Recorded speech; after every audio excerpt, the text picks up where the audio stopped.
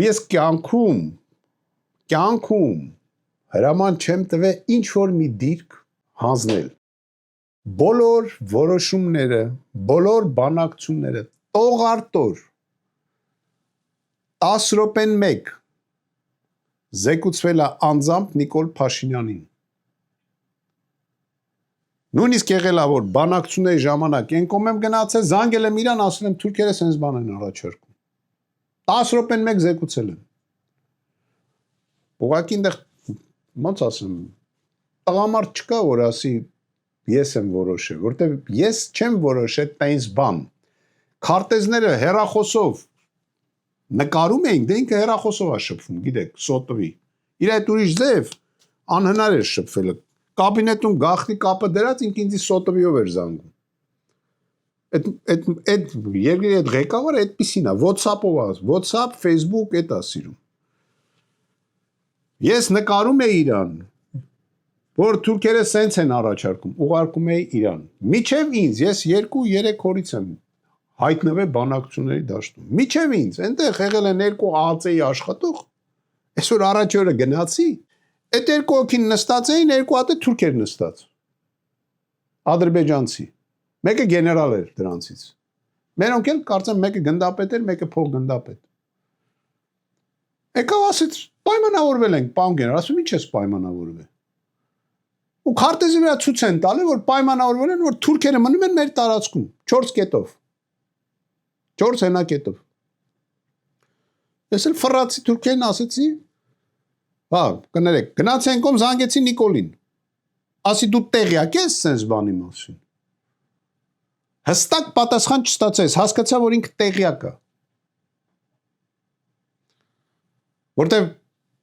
չեմ կարծում, որ ԱԱԾ-ի փոխտնօրենը իր գլխու տենց բան կարար որոշեր։ Ինքը իրան գցեց, ինչպես միշտ են, կներեք գժի բաղջեքը։ Եկա հետ թուրքերին ասեցի 2 ժամ ժամանակ եմ տալի, հայկական տարածքում մնացել եք, հրետանոց կրակ եմ բացում։ Ընդամենը 200 հոգի մարդ էին մտել թուրքերից։ Ու ֆռում գնում եմ, այն ռուս միջնորդն էլ այդ 102-րդ բազայի հրամանատարի տեղակալն էր։ Հետևից ես վազելով եկա, պարոն գեներալ Պրաշու, ասի я сказал,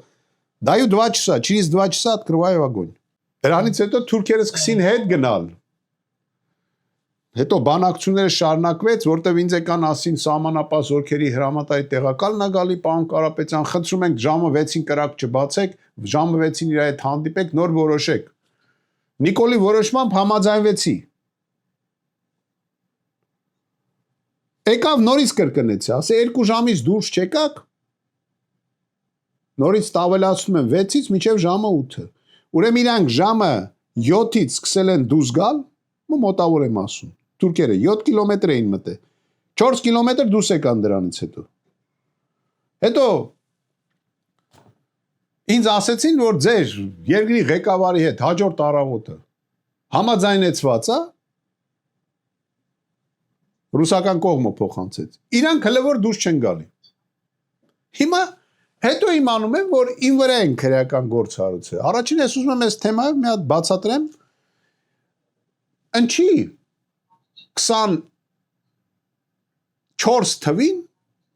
3 տարի հետո մեկ էլ քրեական գործ են հարուցում։ Ուրեմն միջև ինձ ընդ կա գլխավոր շտաբի պետ, պաշտպանության նախարար Նիկոլ Փաշինյան, չգիտեմ, որը քարտեզներով ամեն անգամ զեկուցվում էր, քարտեզներով։ Ուրեմն միջև 24 թիվը իրանք արդեն տիսաղ նստած էին այդ թեմայով։